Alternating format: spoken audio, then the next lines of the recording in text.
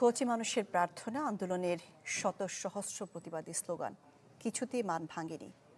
নরপিশাচের থাবায় ক্ষতবিক্ষত শরীরটা সারাতে চিকিৎসকদের প্রাণান্তকর চেষ্টাতেও সাড়া দিল না আসিয়ার ছোট্ট হৃদয়টা। হয়তো অভিমানী হৃদয়টাই চাচ্ছিল না আর থাকতে। 7 দিনের অসহ্য যন্ত্রণার পর নিভে গেছে আসিয়ার জীবন প্রদীপ।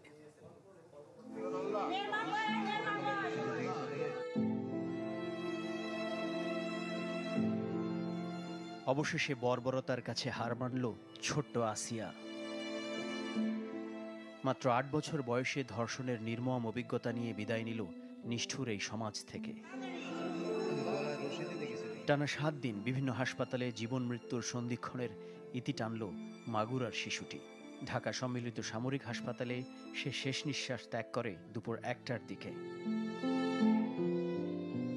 গেল 5 মার্চ নিজের বোনের স্বামী ও শ্বশুরের পাশবিকতার শিকার হয়ে মেঝেতে পড়ে থাকে শিশুটি। গুরুতর আহত অবস্থায় তাকে ভর্তি করা হয় হাসপাতালে।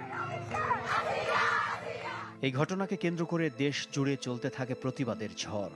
যেই ঝড় এখনো থামেনি, কিন্তু ঝরে গেল ছোট্ট সে প্রাণ। মাকসুদুন নবী, চ্যানেল 24, ঢাকা। ঢালাইয়ের সেরা প্রিমিয়ার সিমেন্ট।